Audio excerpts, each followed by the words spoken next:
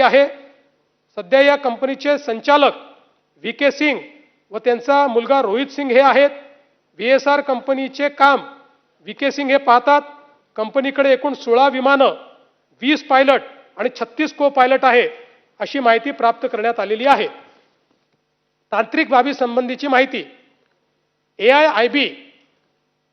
AAIB चा प्राथमिक अहवाल प्राप्त आहे।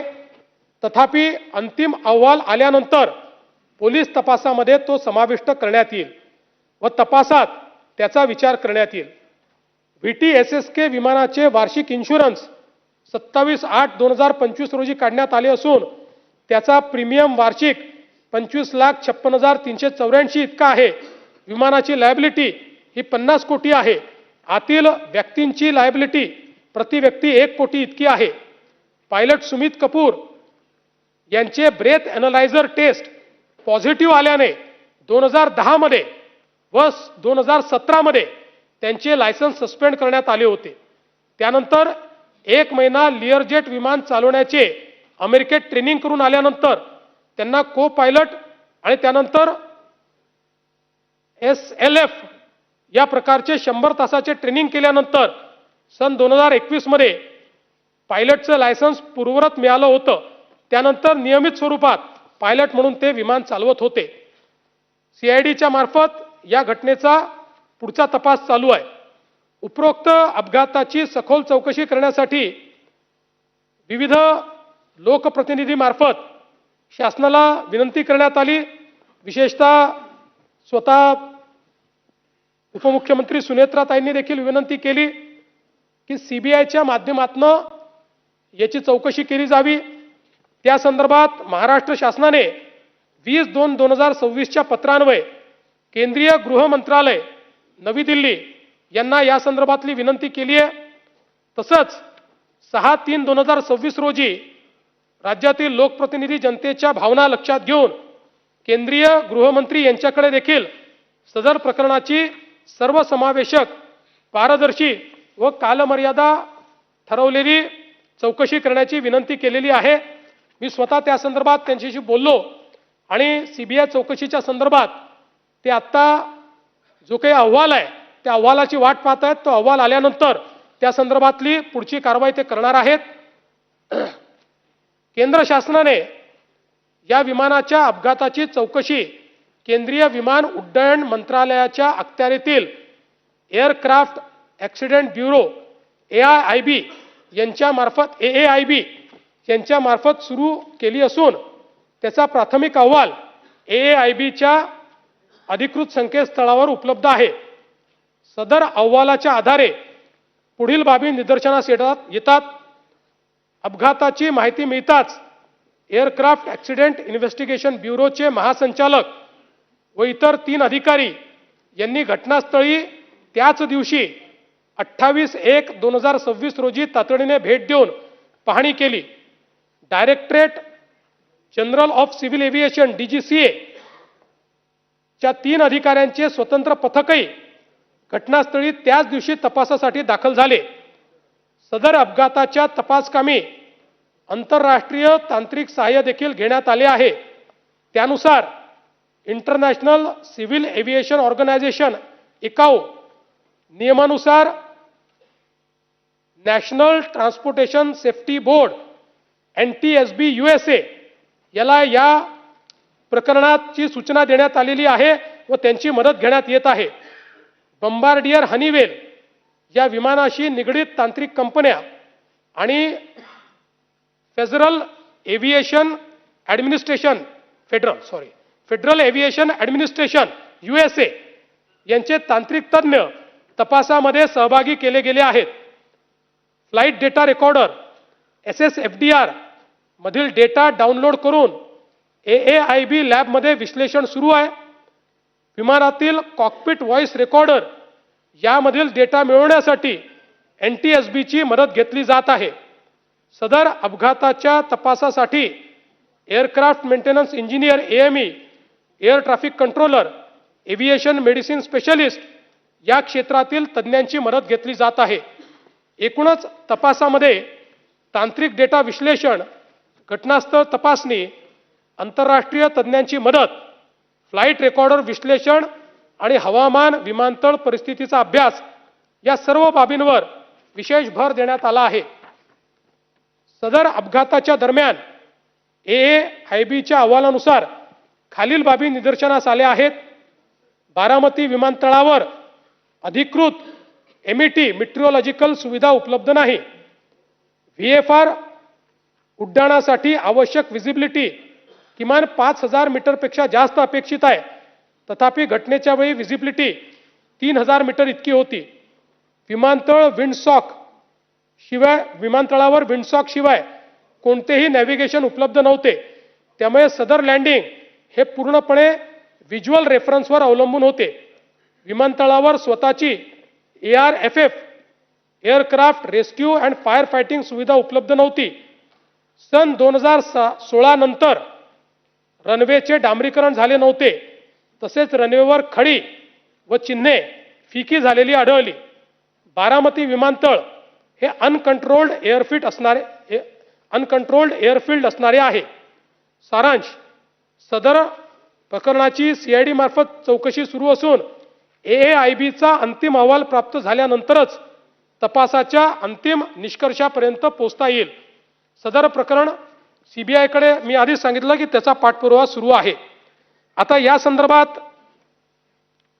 ही जी काही वस्तुस्थिती आहे, या व्यतिरिक्त काही गोष्टी या ठिकाणी समोर आल्या.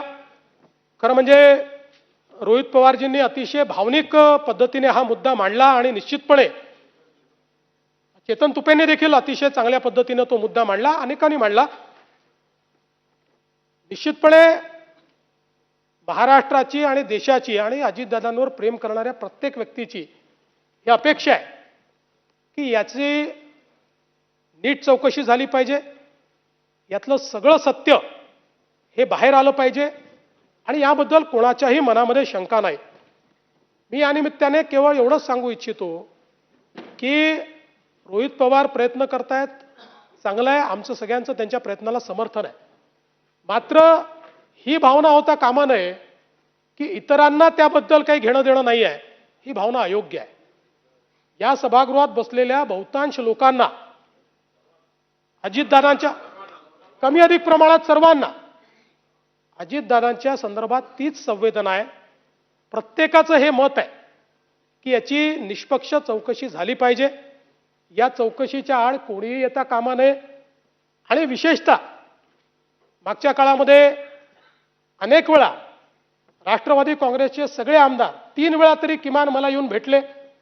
चौकशीचं काय चाललेलं आहे, चौकशी CBIची कधी सुरू होणार आहे. त्यांनी मला ही विनंती केली की एकदा आम्हाला सगळ्यांना घेऊन तुम्ही अमितभाईंकडे घेऊन चला. मी त्यांना सांगितलं सभागृह आपलं सेशन संपल्यानंतर मी अमितभाईंची वेळ घेतो, तिथे देखील आपण जाऊ. परिवारातही अनेक वेळा त्या संदर्भातली जी काही चर्चा आहे ती झालेली आहे. त्यामुळे मला असं वाटतं की या संदर्भात प्रत्येकाच्या भावना तेवढ्याच तीव्र आहेत. कदाचित कोणी एक्सप्रेस करतं, कोणी करत नाही. आणि या निमित्ताने एक गोष्ट अजून मला आपल्या निदर्शनास आणून द्यायची आहे. आपण प्रयत्न करतात ही चांगली गोष्ट आहे आणि मी तर तुम्हाला सांगतो राज्य सरकार आपल्या प्रयत्नांमध्ये जिथे जिथे राज्य सरकारचा रोल असेल पॉझिटिव्ह राहील, तिथे मदतच करेल. पण एक महत्त्वाचा मुद्दा आलाय FIRच्या संदर्भात आणि म्हणून आपण जितेंद्रजी तो मुद्दा मांडला म्हणून मी सांगतो, ललिता कुमारीमध्ये जो तुम्ही वारंवार मुद्दा मांडता तो मुद्दा काय आहे? FIR कशा करता? To set law in motion. FIRचा अर्थ काय आहे की कुठली तरी अशी नोंद पाहिजे की जो नोंदीने to set law in motion झाला पाहिजे. आणि म्हणून जेव्हा ऍक्सिडेंट होतो तेव्हा ऍक्सिडेंटमध्ये to set the law in motion ADR register होतो. आणि ADR रजिस्टर झाल्यानंतर ज्यावेळेस संपूर्ण चौकशी पूर्ण होते आणि त्याच्यामध्ये जर असं आढळलं की याच्यामध्ये ऍक्सिडेंट नाही आहे, याच्यामध्ये काही क्रिमिनल एलिमेंट आहे, याच्यामध्ये काही निग्लिजन्स आहे, याच्यामध्ये काही चुका आहेत, याच्यामध्ये काही घातपात आहे, त्यावेळी जेव्हा चार्जशीट जाते त्यावेळी हा FIR मध्ये कन्वर्ट होऊन ती चार्जशीट जाते. एडीआर आणि एफआयआर मध्ये अंतर काही नाही. दोघांचंही काम to set the law in motion आहे. आणि म्हणून आपण बघा, उद्या एफआयआर मध्ये एखाद्याचं नाव आलं की यांनी मर्डर केलाय असं नाव आलं तरी ते महत्वाचं नसतं. चार्जशीट महत्वाची असते. चार्जशीट मध्ये पुराव्यानिशी त्याचं नाव आहे की नाही. आपण अनेकदा पाहतो, कधी कधी राजकीय कारणाने अनेक ठिकाणी आपल्याला पाहायला मिळतं लोकांची नावं टाकली जातात, पण त्यांची चार्जशीट होते का? नाही होत, कारण पुरावा नसतो. त्यामुळे क्रिमिनल जस्टिस सिस्टीम आपण समजून घेतली पाहिजे. क्रिमिनल जस्टिस सिस्टीम मध्ये या ठिकाणी to set the law in motion हे महत्वाचं असतं. To set the law in motion हे अपघाताच्या केसमध्ये एडीआरनीच आपण करतो. त्यानंतर ज्यावेळेस आता हे सगळे अहवाल येतील, यात निग्लिजन्स दिसेल किंवा जे दिसेल, ऑटोमॅटिक तो एफआयआर होईल आणि त्यातनं त्याची चार्जशीट जाईल. म्हणून मला असं वाटतं की आता कदाचित रोहित पवारांचे ते काका होते, त्यांचे जास्त जवळचे असतील, पण आमचे मित्र होते. आणि मला तर असं वाटतं की कदाचित म्हणजे त्यांच्या जवळचे लोक सांगू शकतील की गेल्या 5-7-8 वर्षात तर जेवढी माझ्याशी मैत्री होती तेवढी कदाचित राजकारणात फार कोणाशी असेल असं मला वाटत नाही. त्यामुळे आम्ही कुठेतरी त्यांच्यावर एफआयआर होऊ नये किंवा तो ब्लॉक व्हावा हे का करणार आहे?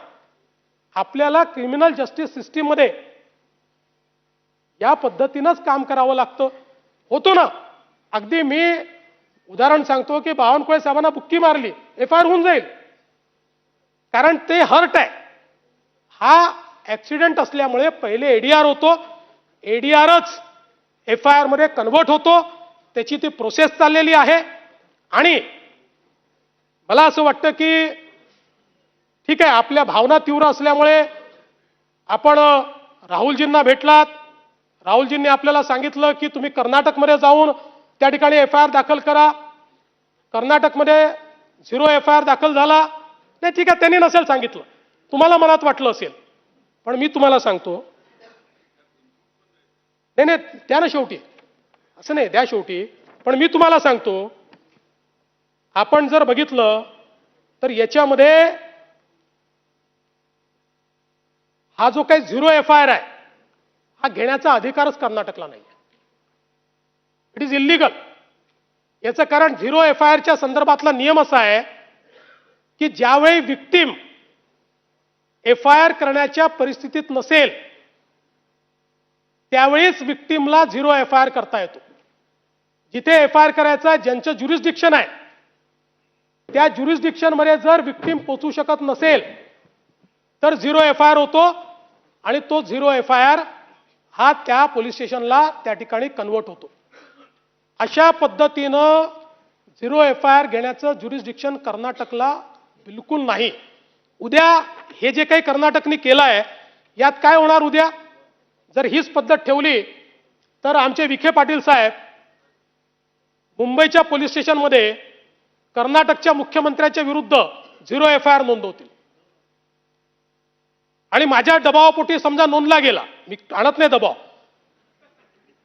नोंदला गेला आणि तो 0 एफआयआर म्हणून जाईल. आणि म्हणून याकरता 0 एफआयआर नाही आहे. मी आपल्याला पद्धती पण सांगतो, म्हणजे you may be aggrieved and you have all right to be aggrieved, पण त्याच्यातली पद्धत ही आहे, याकरता पद्धत अशी दिलेली आहे की अशा पद्धतीनं तुम्हाला जर वाटतं की एफआयआर दाखल झालाच पाहिजे आणि समजा प्रशासनाचं मत आहे की ADR will be converted into FIR, तर याच बीएनएसच्या कायद्याने तुम्हाला 175(3) दिलेला आहे, ज्याच्या अंतर्गत तुम्हाला संबंधित कोर्टात जाता येतं आणि कोर्ट डायरेक्ट करतं की याच्यात एफआयआर दाखल करा. त्यामुळे हा जो काही कर्नाटकने जे काही केलेलं आहे तुमच्या मनात नसेल, पण हे कर्नाटकने राजकीय दृष्ट्या महाराष्ट्रामध्ये इन्व्हेस्टिगेशन नीट चाललेलं नाही, कुठेतरी इन्व्हेस्टिगेशन डिरेल करण्यात येत आहे, कुठल्या तरी दबावाखाली इन्व्हेस्टिगेशन चाललंय, अशा प्रकारे महाराष्ट्राची मानहानी व्हावी म्हणून कर्नाटकने हा रजिस्टर केलाय. अन्यथा नाही याला शेमचा विषयच नाही. नाही नाही नाही नाही एक मिनिट. आणि म्हणून तुमची भावना नसली तरी खरं म्हणजे कर्नाटक मधल्या पोलीस स्टेशननी तुम्हाला हे सांगायला पाहिजे होतं की या ठिकाणी 0 FIR ची केस नाही आहे, कारण you have accessibility to the police station where it is registered. You have accessibility.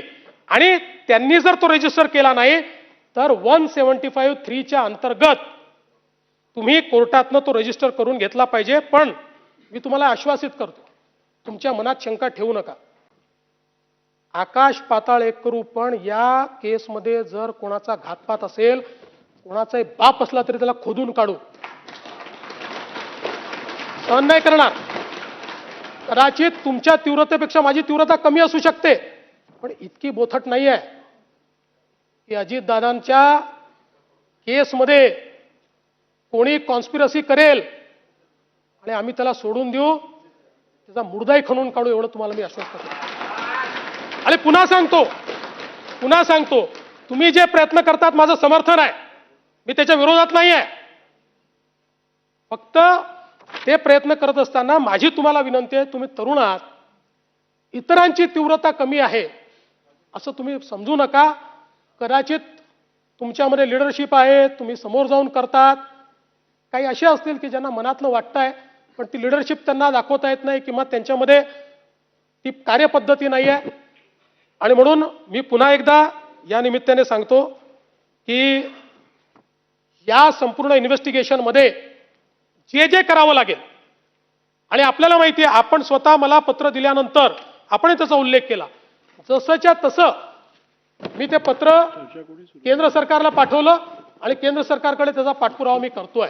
आणि म्हणून निश्चितपणे या संदर्भात मला असं वाटतं की कोणत्याही परिस्थितीमध्ये आपण यात काहीही चुकीचं हे होऊ देणार नाही, हे या निमित्ताने मी आपल्याला सांगतो.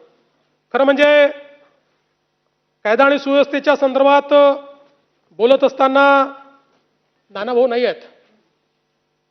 नानाभाऊंनी नरेंद्र मेहतांचं काहीतरी भूमाफिया म्हणून पत्र आलं आहे